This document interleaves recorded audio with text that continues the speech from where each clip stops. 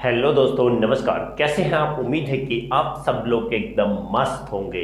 तो एक बार फिर से स्वागत है आपका आपके अपने यूट्यूब चैनल में एम्बिशन क्लासेस 2019 में। तो दोस्तों, जैसा कि डेली हम एक टॉपिक लेके आ रहे हैं, तो आज भी हम क्लास 10 से पार्ट 8 लेके आए हैं दोस्तों। पार्ट 8 रहने वाला है। चैप्टर वही है हमारा इलेक्ट्रिसिटी, और एक दो क्लासेस में दोस्तों हमारा पूरा ये चैप्टर फिनिश्ड हो जाएगा फिजिक्स। और उसके बाद हम डिस्कस करेंगे इनके क्वेश्चन आंसर, जो मोस्ट इम्पोर्टेंट क्वेश्चन आंसर है उन पर। तो दोस्तों, आज फिर हम एक नया टॉपिक लेके आए हैं। जैसे कि लास्ट क्लास में हमने डिस्कस किया था, किस चीज़ पर डिस्कस किया था? इलेक्ट्रिक पावर पर। तो आज हम लेके आए हैं दोस्तों, आज का टॉपिक हमारा रहेगा हीटिंग इफेक्ट, जो बहुत ही ज़्यादा अपने आप में इम्पोर्टेंट टॉपिक है दोस्तों। यहाँ पर हम आज इसी कॉन्सेप्ट के बारे में डिस्कस करेंगे, क्या कि हीटिंग इफेक्ट क्या होता है इलेक्ट्रिक करंट का। तो सबसे पहले हम बात करेंगे heating effect of electric current. Heating effect of current क्या होता है दोस्तों? हीटिंग दोस्तों, करंट से हीटिंग तभी प्रोड्यूस होती है जब रेसिस्टेंस हाई होता है। किसी भी कंडक्टर का रेसिस्टेंस हाई होगा। ऐसे कंडक्टर से अगर हम पास करते हैं इलेक्ट्रिक करंट, हम इलेक्ट्रिक करंट ऐसे कंडक्टर से पास करें जिसका रेसिस्टेंस बहुत हाई है, तो वो क्या हो जाता है दोस्तों? बहुत ही ज़्यादा हॉट हो जाता है।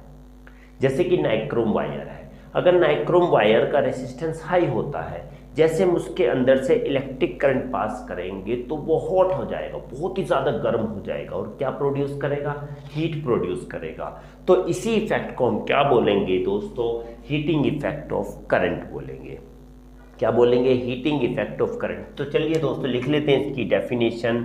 When an electric current when an electric current is passed through the is passed through the is passed through the conductor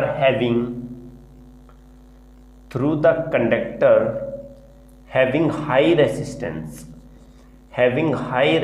जिसका रेसिस्टेंस बहुत ही ज़्यादा है, लिखेंगे लाइक नाइक्रोम वायर। क्या? Nichrome wire. हमने कहा ऐसे अगर हम इलेक्ट्रिक करंट पास करते हैं ऐसे कंडक्टर से जिसका रेसिस्टेंस बहुत ही हाई है, और जैसे कि नाइक्रोम वायर से, तो क्या होगा? फॉर टाइम टी, अगर टी टाइम तक पास करेंगे तो क्या होगा? Then it becomes hot. क्या हो जाएगा? हॉट हो जाएगा। And produced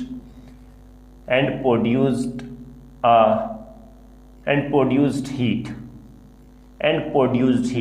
and this effect, यही इफेक्ट क्या कहलाता है? this effect is known as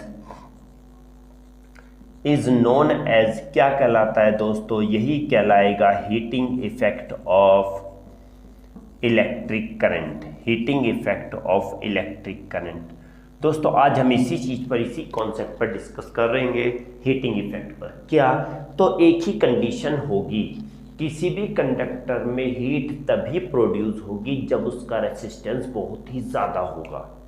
तो ऐसे कंडक्टर से हम इलेक्ट्रिक करंट पास कर रहे हैं जिसका रेसिस्टेंस ज़्यादा है, बहुत ही हाई है, तो उस कंडीशन में क्या होगा? वो कंडक्टर गर्म हो जाएगा और क्या प्रोड्यूस करेगा? हीट प्रोड्यूस करेगा। और यही इफेक्ट क्या कहलाता है दोस्तों? Heating effect of electric current कहलाता है। क्या कहलाएगा? Heating effect of electric current. दूसरी बात, इसको हम लिखेंगे it is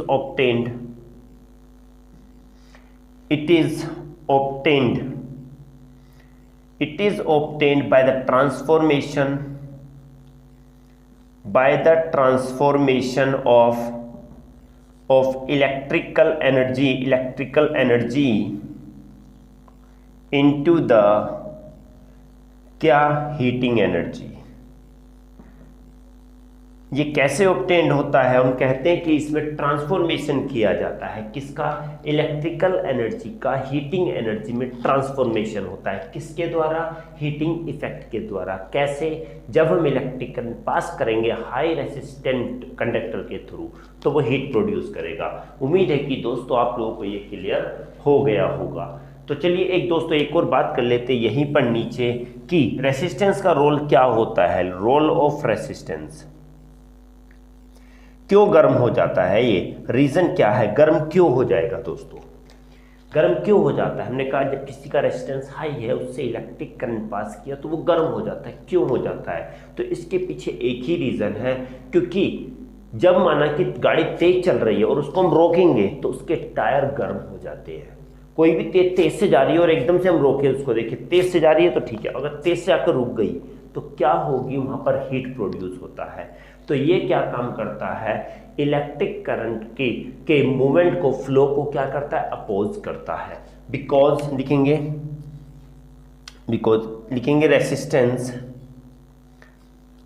resistance oppose to the flow of electric current. Electric current के फ्लो को क्या करता है? अपोज करता है, रोकता है, उसको बहने नहीं देता। जैसे फ्लो होगा उसको रोकेगा कौन? रेसिस्टेंस। इसी वजह से क्या होता है? हीट प्रोड्यूस होती है। कहें तो this is similar to the friction इन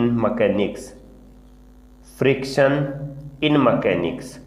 जैसे मैकेनिक्स के अंदर फ्रिक्शन होता है उसी तरीके से किसके इलेक्ट्रिक सर्किट के अंदर रेसिस्टेंस का काम होता है। ओके, किसकी तरह काम होता है? इलेक्ट्रिक लिखेंगे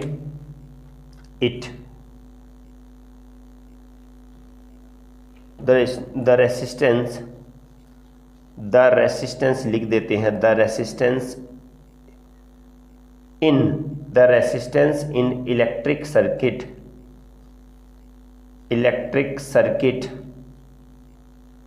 the resistance in electric circuit is similar to the friction in mechanics. जैसे मैकेनिक्स के अंदर फ्रिक्शन वर्क करता है उसी तरीके से रेसिस्टेंस भी इलेक्ट्रिक सर्किट के अंदर वैसे ही वर्क करता है। वो भी क्या करता है? किसी भी चीज को फिसलने से रोकता है उसको क्या? स्लिपर को रोकता है, स्लिपरिंग को रोकता है, फिसलने से रोकता है फ्रिक्शंस।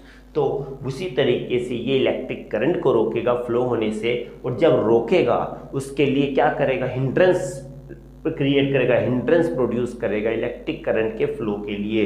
तो क्या प्रोड्यूस होगी? हीट प्रोड्यूस होगी।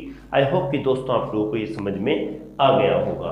तो जल्दी से दोस्तों स्क्रीनशॉट ले लीजिएगा। अगर समझ में आता है तो प्लीज़ लाइक ज़रूर कीजिएगा और ज़्यादा से ज़्यादा कमेंट देने का पास कीजिएगा दोस्तों, ताकि बताइएगा कि आप लोगों को ये क्लास कैसी लग रही है। और जो चैनल पर नए हैं प्लीज़ सब्सक्राइब जरूर कीजिएगा, क्योंकि यहाँ पर क्लास का सिलसिला जारी रहता है दोस्तों।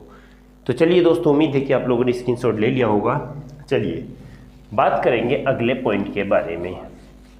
आज की क्लास इसी के ऊपर रहेगी दोस्तों। टोटल हमारी किसी हीटिंग इफेक्ट पर रहेगी। दूसरी बात अगर हम करते हैं work done in electric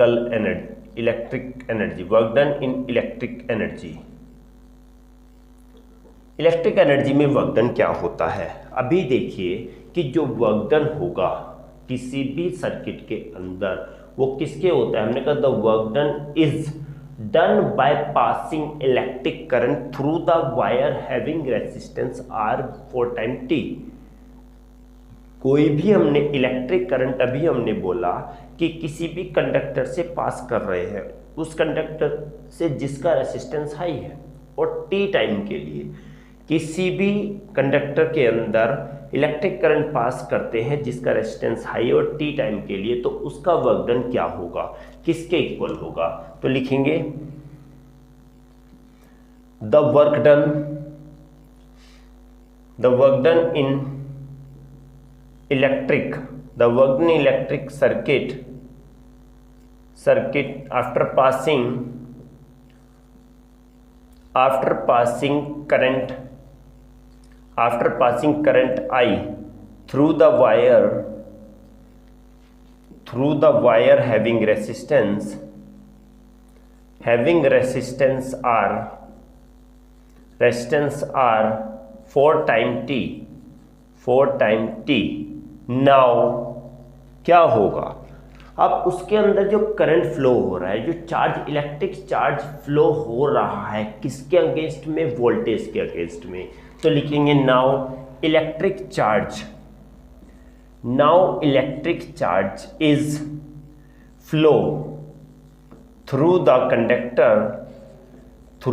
conductor, एक एक चीज रखना है दोस्तों, through the conductor against potential difference,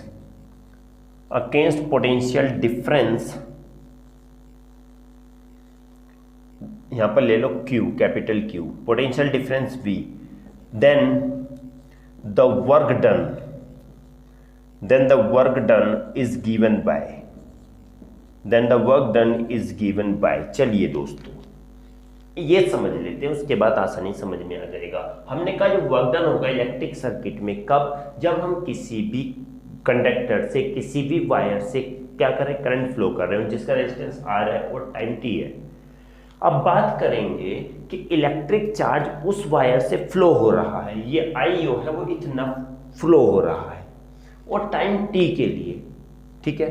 तो वो जो वर्क करेगा वो किसके होगा, किसके अगेंस्ट में वर्क करेगा, पोटेंशियल डिफरेंस के अगेंस्ट में वर्क करेगा। ध्यान रखिएगा, किसके अगेंस्ट में वर्क करेगा, पोटेंशियल डिफरेंस के अगेंस्ट में वर्क करेगा। ओके चलिए, क्योंकि हमने कहा I = V/R, हमने पढ़ा है ओम्स लॉ, तो अगर इसके अगेंस्ट में वर्क करेगा तो इसके फेवर में करेगा ना। अभी हमने कहा रेसिस्टेंस R था, किसी भी करंट अगर रेजिस्टेंस अगर बढ़ेगा तो करंट घटता है। ओके, और इस कंडीशन में हम कह रहे हैं कि रेजिस्टेंस ज़्यादा है, जब रेजिस्टेंस ज़्यादा है तो पोटेंशियल डिफरेंस क्या होगा, कम होगा। रेजिस्टेंस बढ़ रहा है तो पोटेंशियल डिफरेंस घट रहा है, तो रेजिस्टेंस इस वायर का हाई है, जब हाई है तो पोटेंशियल क्या होगा, डिफरेंस कम होगा। तो कहेंगे ये और दोनों V और R क्या चलेंगे, अगेंस्ट में चलेंगे। क्या चलेंगे, अगेंस्ट में चलेंगे। और I ये है कि क्या, Q चार्ज है, तो V के क्या रहेगा, अगेंस्ट में करेगा। तो उस कंडीशन के अंदर जो वर्क डन आएगा वो कितना आएगा, तो वर्क डन आएगा दोस्तों W = Q × V, क्या आएगा, Q × V आएगा। Now from the definition of, इसको 1 डाल दो, equation 1, from the definition of current, क्या I = क्या, Q = IT, Q क्या होता है, पहले लिख लो, I = कितना होता है, Q/T होता है। हमें ये भी पता होगा तो Q = कितना हो गया, IT। ओके चलो दूसरी बात ले लेते हैं, लिखेंगे फ्रॉम ओम्स लॉ क्या होता है दोस्तों, V = IR, अभी हमने पढ़ा है V = IR। Now put the value of Q and V in equation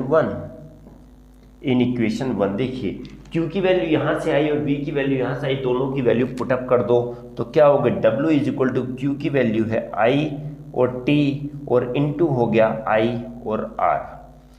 तो W = कितना हो गया, I² हो गया और RT हो गया।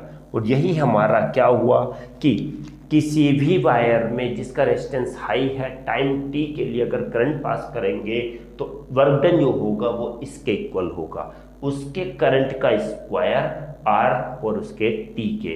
तो कहेंगे जो W होगा वो किसके डायरेक्टली प्रोपोर्शनल होगा, करंट के स्क्वायर के और रेजिस्टेंस के और उसके टाइम के डायरेक्टली प्रोपोर्शनल होगा। ओके, अब यहाँ पर एक चीज और लिख देते हैं दोस्तों, in term of heating effect of current. तो हमने कहा गया वर्क डन हो रहा है, वर्क क्या हो रहा है, जब इसमें पास करें तो गर्म हो जा रहा है, क्या हो रहा है, वो गर्म हो जा रहा है, ज़्यादा हीट प्रोड्यूस कर रहा है, तो वर्क डन क्या हो रहा है, हीट प्रोड्यूस होना। तो W किस में चेंज हो जाएगा, H में चेंज हो जाएगा, I²RT। और किसके टर्म में, हीटिंग इफेक्ट ऑफ करंट के टर्म में डेफिनेशन हो जाएगी H = I²RT। उम्मीद है कि दोस्तों आप लोगों को ये क्लियर हो गया होगा। तो जल्दी से दोस्तों स्क्रीनशॉट ले लीजिएगा। बात करेंगे अगले टॉपिक के बारे में। इसी से रिलेटेड दोस्तों आज सारे टॉपिक्स रहने वाले हैं, वो सारा कॉन्सेप्ट आज आप लोगों का यहीं पर क्लियर हो जाएगा। तो जल्दी से दोस्तों स्क्रीनशॉट ले लीजिएगा।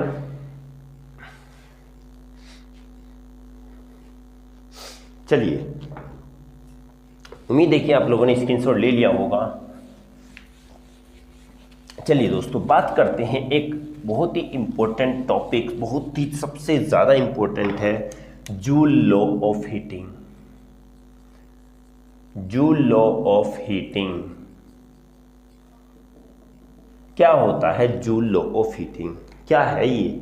Joule law of heating actually कहा जाए क्या होता है, ये हीटिंग पर ही डिफेक्ट बेस्ड है। अभी जैसे हीटिंग लॉ ऑफ करंट था तो उसी के ऊपर बेस ये है कि द लिखेंगे पहले कि द इक्वेशन क्या, H = I²RT shows that the heat produced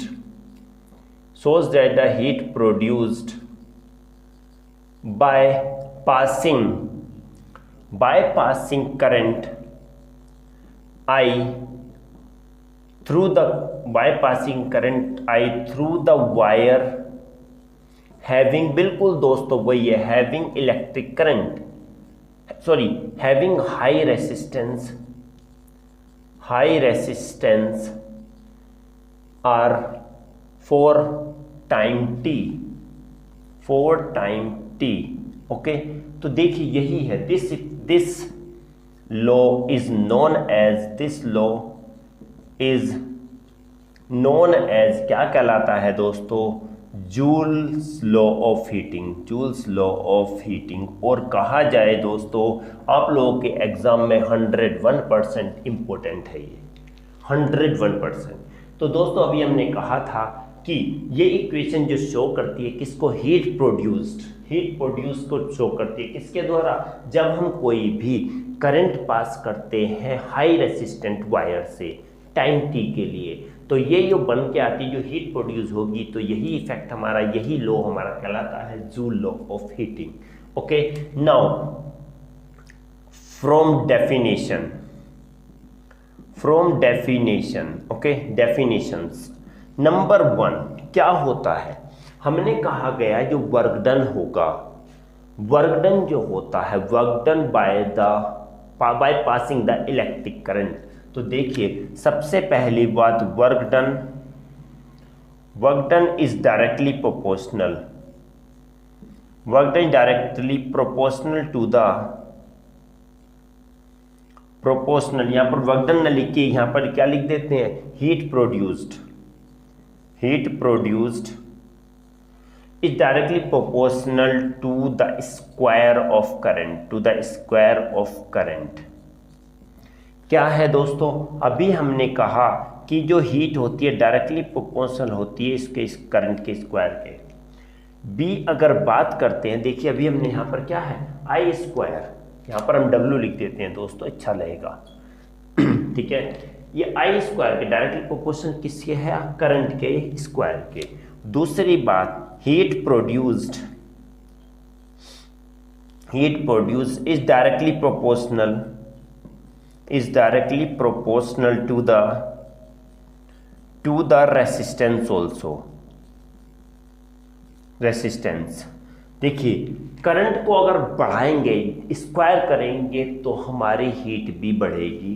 resistance जितना ज़्यादा होगा उतनी ज़्यादा हीट क्या होगी, उतनी ज़्यादा हीट बढ़ेगी। 2C वाला आता है कि heat produced is directly proportional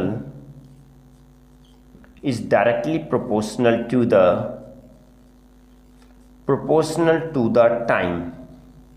जितने टाइम तक 1 घंटा पास किया, फिर एक में 2 घंटा, एक में 3 घंटा, 3 एक्सपेरिमेंट है, एक में 1 घंटा पास करें, एक में 2, एक में 3, तो जितना ज़्यादा टाइम होगा उतनी ज़्यादा क्या होती है, हीट प्रोड्यूस होती है। तो H is directly proportional to T। अब तीनों को एक साथ कोलैबोरेट्स करेंगे तो हमारा क्या हो जाएगा, H is directly proportional to I² RT। तो हम कहें H is equal to I² RT। वो यही हमारा क्या होता है दोस्तों, heating, Joule law of heating होता है। क्या, H is equal to I² RT, क्या, जूल लॉ ऑफ हीटिंग। और ये दोस्तों मैं पहले ही लिख चुका हूँ, बहुत ही ज़्यादा इम्पोर्टेंट रहने वाला है एग्जाम में। उम्मीद है कि दोस्तों आप लोगों को ये क्लियर हो गया होगा। तो जल्दी से दोस्तों स्क्रीनशॉट ले लीजिएगा, बात करेंगे अगले टॉपिक के बारे में।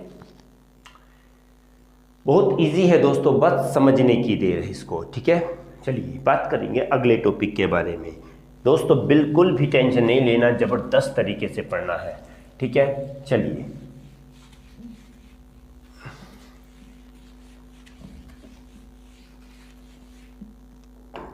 एक क्वेश्चन इसी के ऊपर बेस्ड है। क्या, when the fan works for long time, then it becomes hot, why?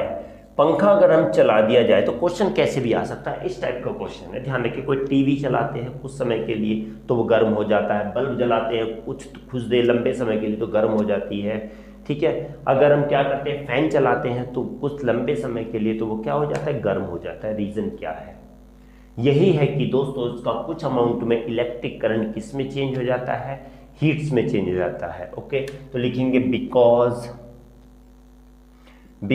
some of the electric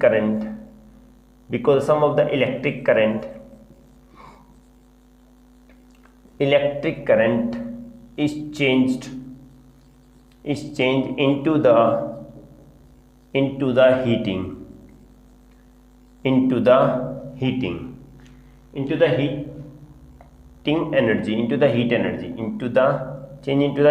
energy। क्या होता है, क्योंकि कुछ अमाउंट में इलेक्ट्रिक करंट किस पर हो जाता है, किस में चेंज हो जाता है, किस में कन्वर्ट हो जाता है। इस ट्रांसफॉर्म लिखो दोस्तों, इस transformed into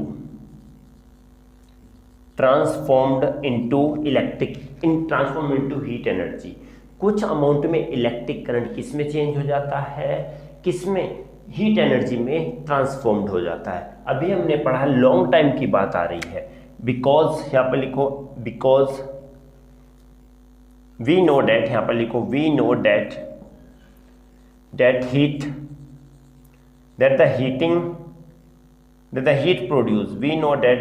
produced is directly proportional to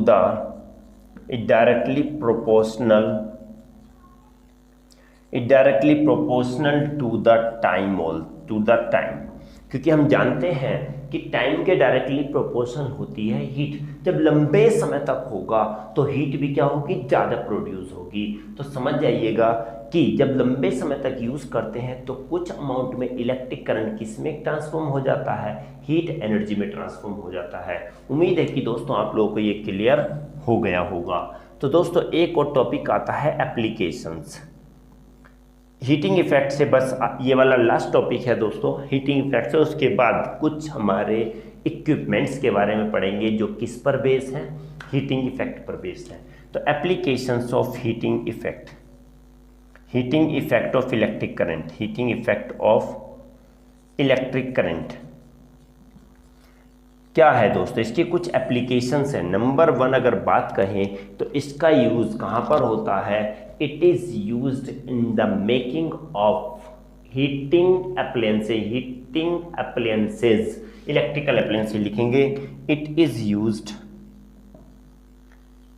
used for making the electrical appliances such as क्या, such as वो electric iron, room heater, room heater comma ETC।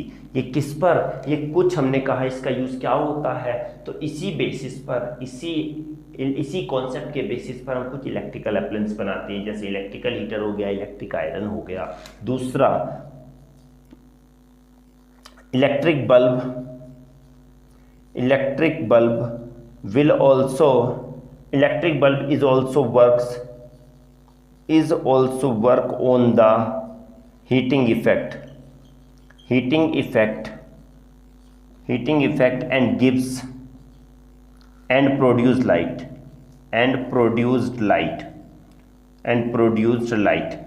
Produce करेगा।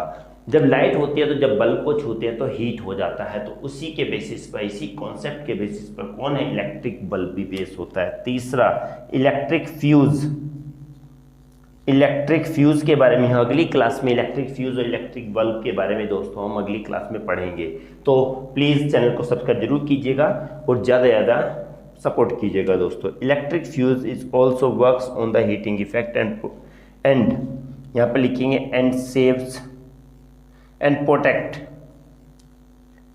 protects our other appliances for short circuit। Short circuit क्या होता है, हमारे दूसरे appliances को भी शॉर्ट सर्किट से बचाता है, प्रोटेक्ट करता है। कौन, इलेक्ट्रिक फ्यूज। क्यों, क्योंकि ये भी हीटिंग इफेक्ट पर वर्क करता है।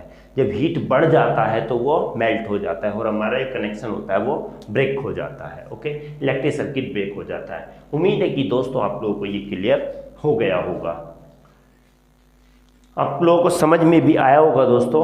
अगर समझ में आया तो प्लीज़ चैनल को सब्सक्राइब जरूर कीजिएगा और जो नए हैं खास तौर पर वो चैनल पर पहली बार हैं तो सब्सक्राइब जरूर कीजिएगा और ज़्यादा से ज़्यादा वीडियो को शेयर कीजिएगा दोस्तों।